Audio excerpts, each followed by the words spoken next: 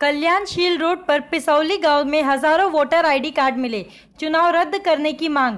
Kalyanshil road पर पिसौली गांव के arch के सामने हजारों वोटर आईडी कार्ड मिलने से हड़कंप मच गया है। यह जानकारी मिलते ही पुलिस ने मौके पर पहुंचकर मामले की जांच शुरू कर दी है।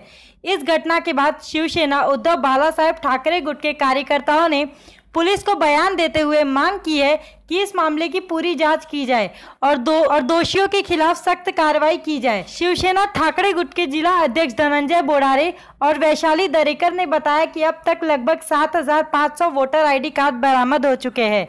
उनका आरोप है कि यदि इस प्रकार से पहचान पत्र बनाए गए हैं तो चुनाव की निष्पक्षता पर सवाल उठता है। उन्होंने मांग की है कि इस मामले की पूरी तरह जांच होनी चाहिए और यदि यह साबित होता है कि पहचान पत्र अवैध रूप से बनाए गए हैं तो चुनाव को रद्द कर दोबारा चुनाव कराया जाए। यह घटना न केवल चुनावी प्रक्रिया पर प्रश्न चिन्ह खड़ा करती है बल्कि लोकतंत्र की निष्पक्षता पर भी सवाल उठाती है। पुलिस ने कहा है कि वे इस मामले की गहराई से जांच कर रहे हैं और दोषियों को जल्द ही पकड़ा जाएगा। फिलहाल इस मामले में किसी की भी गिरफ्तारी नहीं हुई है, लेकिन पुलिस की टीम सक्रिय रूप से जांच में जुटी हुई है। स्थानीय निवासियों में इस घटना के बाद डर और चिंता का माहौल है। वे उम्मीद कर रहे हैं कि प्रशासन इस मामले में सख्त कदम उठाएगा और भविष्य में ऐसी घटनाएं न हो इसके लिए आवश्यक कार्रवाई करेगा। सर्वांना माहिती आहे, बातम्या आल्या, तुम्ही लोकांनीच बातम्या दिल्यात। परवाच पिसौली या गावामध्ये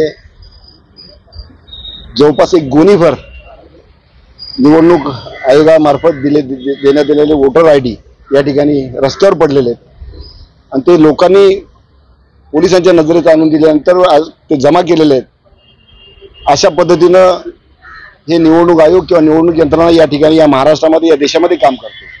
सर्व देशामध्ये निवडणूक आयोगावर संशयास्पद वातावरण असताना किंवा त्यांच्यावर गंभीर आरोप असताना वोटर आयडी म्हणजे मतदार ओळखपत्र ज्या आधारे या देशाचा पंतप्रधान निवडला जातो, या राज्याचा मुख्यमंत्री निवडला जातो, सर्वसामान्य एक महापौर असतील त्या वोटिंग आयडीच्या मार्फतच आणि असे गोणीभर इथं पडतात। आमचं ठाम मत आहे, आम्ही सर्व जिल्हा प्रमुख सदानंद थरोजी, उमेदवार वैशालीताई दरेकर आणि सर्व शहर प्रमुख उपजिल्हा प्रमुख यांच्या मार्गदर्शनाखाली अधिकाऱ्यांची भेट घेतली।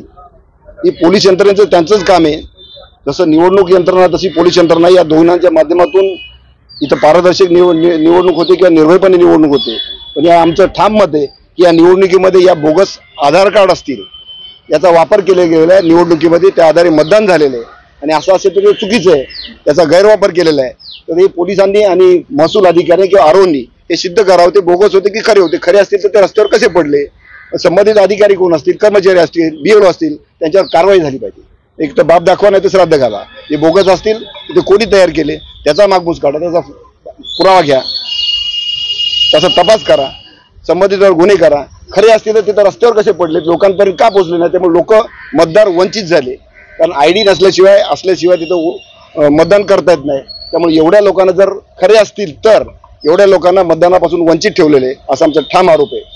तर याचा परिणाम पुढच्या सगळ्या निवडणुकीवर होणार आहे। तर पोलीस यंत्रणेने आत्ताच सतर्कता दाखवली, संबंधित निवडणूक आयोगाने अगदी हे दाखवलं जबाबदारी, यापुढे असे प्रकार होणार नाहीत।